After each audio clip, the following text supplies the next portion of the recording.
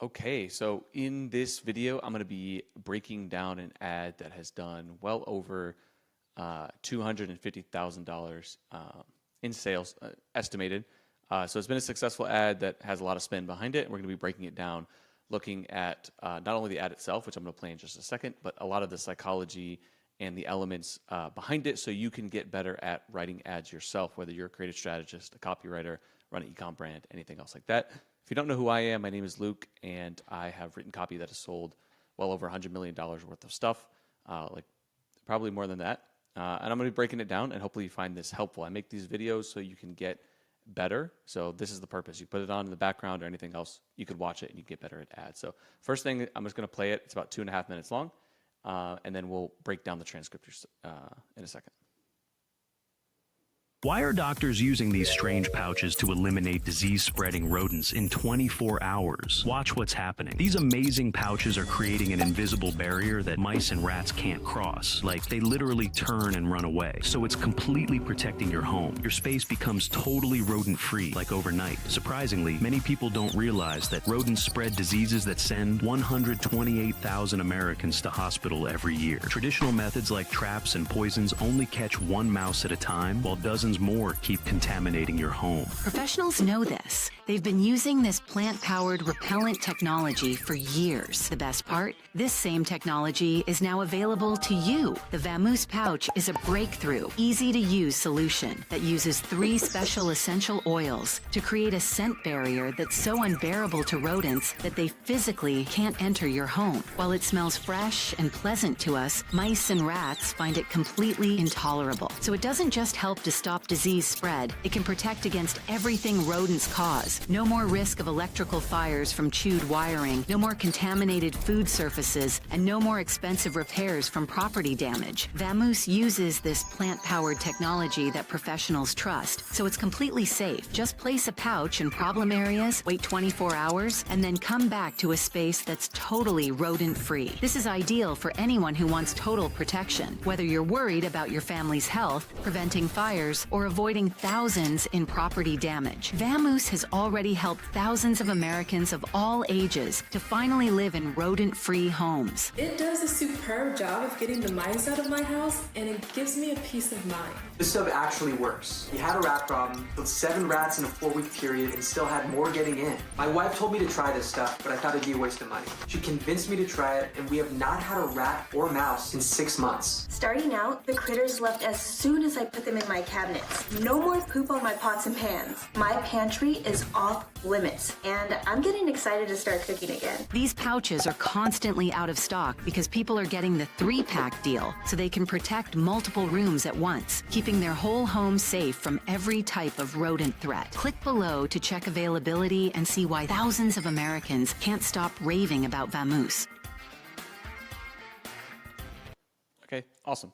Honestly, a super good ad. There's a lot of really good things that happen in here, including all of these like pretty funny AI videos, which could be so much better now. All right, so let's break down this transcript here.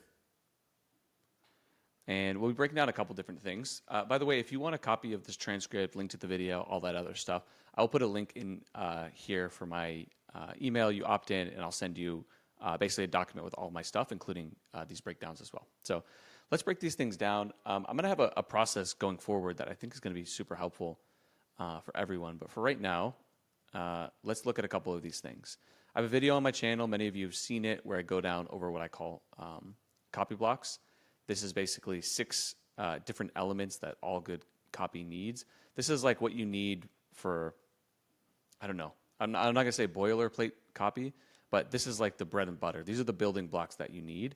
And almost any good piece of copy, any good ad is going to have all these different elements, including the one that we're looking at here. The other thing that we're going to talk about is what I call the beat map. So the way that we can think about, the way that we'll talk about the beat map is if you've ever seen a movie, like a Hollywood movie or something like that, you'll notice that there's certain beats in like a script, especially movies that are like big mass market ones like Marvel or Lord of the Rings or something like that. There's certain themes and tropes or even cliches that happen, certain beats, right? Like, the call to adventure, that would be one part, right? The other part would you meet the wise guy, whether that's Gandalf, not wise guy like Joe Pesci, but wise guy like the wise sage. You meet like a Yoda figure, or you meet a Gandalf figure, etc. So there's these tropes and these beats that you're going to hear about in a story. Same thing is true in a sales letter.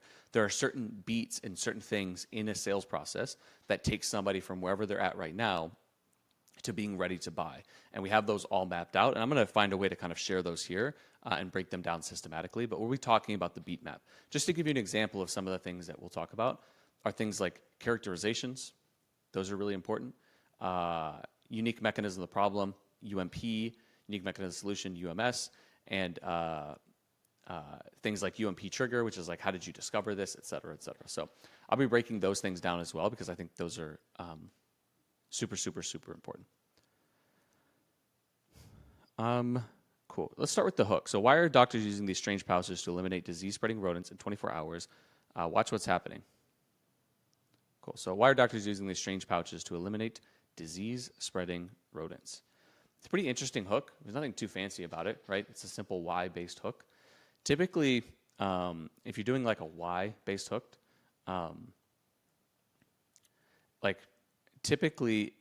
so in markets that have higher sophistication, so in markets where they've been exposed to a lot of different solutions and there's been not a lot of problems, not a lot of success. Let's take like the weight loss market, for instance.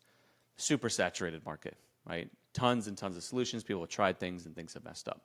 So ideas and hooks and sentiments that work well in that market is explaining the real problem, what we call the UMP. So like you're trying to be like, hey, the reason why all these other things didn't work is because of this problem. And why hooks tend to do really well in those types of markets, right? Why is it so hard to lose weight over 50, right? Why does it feel like your metabolism is slower?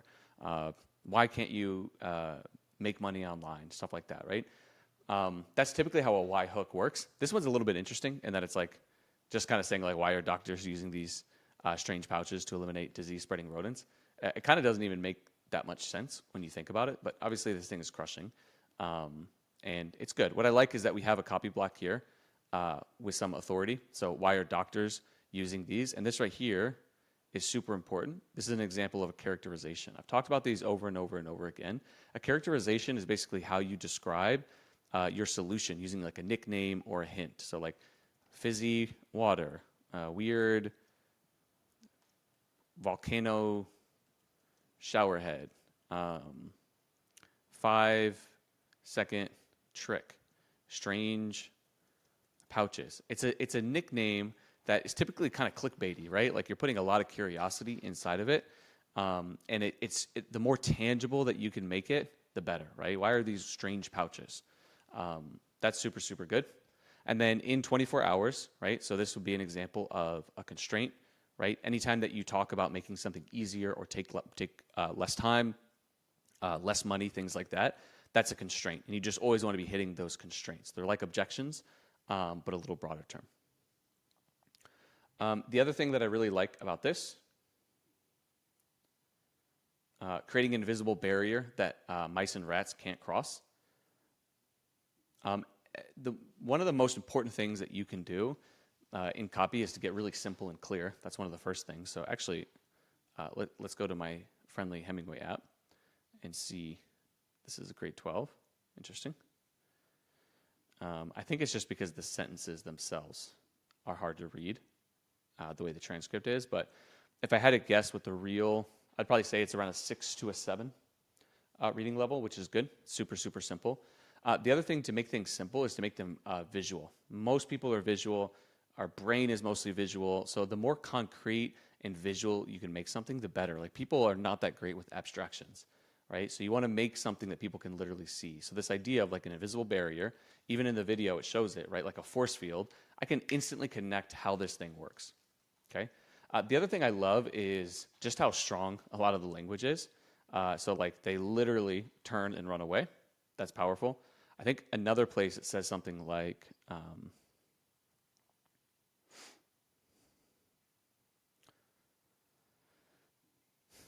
it uses words like unbearable. That's another one.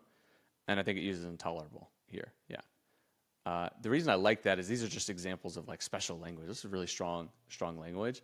And I like that. Like, you don't always want to use like heavy hitting language like that, but things are unbearable, intolerable. Literally turn and run away. Like that's intense kind of language. And you want to put a lot of that stuff, right? Strong, intense, emotional, like language is great. So let's keep going. So it's completely protecting your home. Your space becomes totally rodent-free overnight. Again, like you could look at this, like totally rodent-free, that's a benefit. Overnight, again, is the same thing with 24 hours. And it's just, we talk about copy block density. So really, like weak, mediocre copy has a lot of filler words, a lot of articles, a lot of just extra kind of words that are doing mechanics. Really good copy tends to be very dense with copy blocks, meaning you're hitting pain point, promise, constraint, whatever, and you're finding ways to weave it all together. And that's what this ad does a really good job at. Surprisingly, so again, surprisingly would be like a curiosity word, right? So just, it's not like adding surprisingly is going to change the whole nature of this ad, but when you just consistently add new copy blocks, you create this inevitable momentum in the ad that tends to make it a lot stronger. So you could just say, you know, people don't know that rodents carry diseases, right? But look at the way it does it. Surprisingly, already I'm more intrigued. Many people, right? So it's creating a bigger problem. They don't realize that rodents spread diseases, right? That send, and then it gives a real number. I think this is great. 128,000 Americans to the hospital every year, et cetera. Okay, so I like that a lot. Another good thing that this ad does is that it intensifies the pain. That's a very specific beat map, again, that we have up here. I usually call that like UMP intensification. And what you basically do is you take the core problem, which in this case is like I got rats in my home, rodents in my home. I saw rat poop or something like that, right? That's the core problem. And then you extend the consequences of that to intensify the problem to make them more likely to buy. Especially when you're doing a market like this, like a joint pain market, for instance. You don't really need to be reminded of your pain when you're in physical pain. Like most people don't. They'll probably get insulted with that. You can bring it up and you can talk about the emotions behind it, but most people are feeling their pain. They don't need to be reminded of their pain. In a market like this, it's like, you know, let's be realistic and think about who's actually buying this product. They're probably not like suffering from some crazy infestation, right? Because if that's the case, they're probably not going to buy these like pouches, right? They might still, but it's probably like, oh, I saw like a couple different rats, rodents, right? And you have someone who's a little more health conscious and they're kind of being overreactive. Or you have people like they're starting to see a bunch more and they're like, okay, I got to do something about this problem. Or, you know, there's probably an even smaller segment that's kind of preventative, like, oh, I heard the neighbor had something that did it, and that's probably a much smaller part of the market. But at the end of the day, like seeing a couple mice here and there is not the same as like your joints throbbing so hard that you can't sleep at night. So this is a market where it makes sense to turn up the dial. Again, not in a way that you're going to lose people, because you could come in here and be like, a rat is literally about to bite your neck and it's going to, you know, it's going to give you some horrible disease. You're going to get the Black Plague, right? And then this big doctor with the nose is going to come out and, you know, wave a bunch of shit over you. Like, you don't need to go so crazy that it's unbelievable, but you need to set the stage for the different consequences. And again, that is pretty consistent in this ad, and I would be surprised if that's not one of the things that it does well. Like, people find rodents gross, but just this idea that they spread diseases and send 128, like that's a lot. That's powerful, okay? They do it again somewhere else where it's like, here, it doesn't just help stop disease spread. Again, not even just saying it doesn't just help stop like I could tell someone good wrote this, because you could have just said, so it doesn't just help to stop like rodents, right? It also stops them from damaging your home, right? Let's look at the difference, right?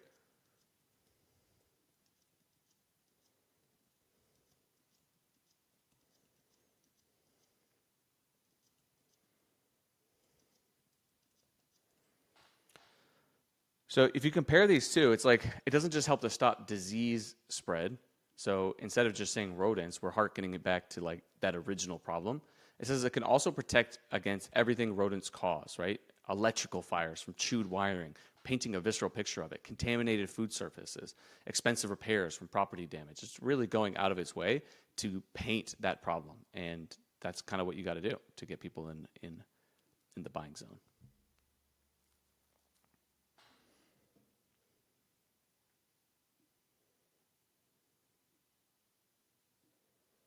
Cool. This is a good way to handle some of these objections. Other ones, like they catch one mouse at a time while others keep contaminating your home. You could even say something like they keep breeding in the background over and over and over again, really make that crazy picture. The other thing that they do really well is that if you are buying something that repels rodents and you're being so strong about this invisible barrier, the next thing people are going to talk about is like, ooh, this sounds like bad, harmful, I don't want this in my house. So they do a really good job by adding words like plant powered, right? Someone who is less skilled wouldn't know to put that in there and put it in early on, okay? And these are subtle things. It goes in the mind and you're like, oh, plant powered, okay, this feels natural all of a sudden. And it just keeps going. 3 special essential oils. Great, and it's a constraint, right? A scent barrier. Smells fresh and pleasant to us. Powerful, right? So great job doing that.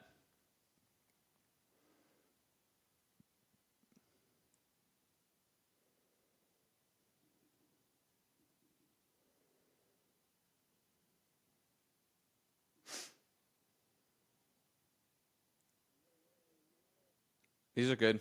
I mean, always good to have someone expressing skepticism in the testimonials.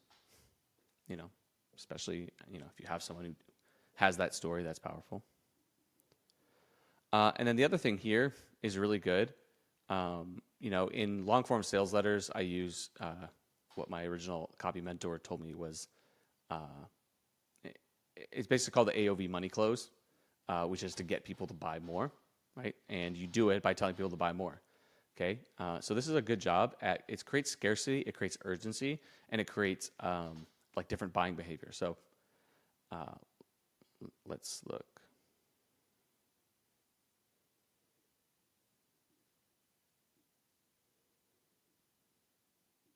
Here. These pouches are constantly out of stock, right? So creating scarcity because people are getting the 3-pack deal so they can protect multiple rooms at once, keeping their whole home safe from every type of rodent threat. Really, really, really, really powerful, right? You're creating the scarcity and the urgency to buy it right now before they run out of stock. You're saying most people are taking the 3-pack deal. I want to be like most people, so I want to take the 3-pack deal itself, putting subconsciously in the brain to take that 3-pack deal. And you're providing a reason so they can protect multiple rooms. Again, it's been shown that humans respond to do this because or do this so, right? Just adding a reason behind it, even if the reason doesn't make that much sense. In this case, it doesn't make sense. But that's insanely powerful. And I love that it says click below to check availability. That's awesome. It's stronger positioning. It's not saying click below, buy my thing, please, please, please. It's like click below to see even if you even have the option of buying my thing. Super powerful.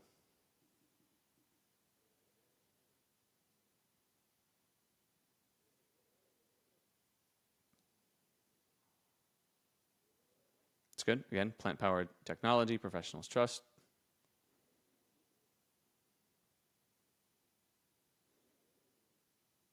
This part's interesting. It's another beat, right? Professionals know this. They've been using it. It's sort of like a conspiratorial thing, although they don't lean into it too hard or land it. It's kind of weird in this place, but still pretty good. And that's it. Overall, it's a really, really, really solid ad. You know, a good ad on the surface should look pretty simple and pretty basic, but underneath the hood, it's doing a lot of this work and these mechanics. So I got some cool ways that I'm gonna start breaking these things down even more, but let me know in the comments if this was helpful, any other kind of ads that you wanna see. And if you want access to this as well as the video and everything else, I will do my best to make that available to you when you opt into whatever link I put below. Awesome, thanks.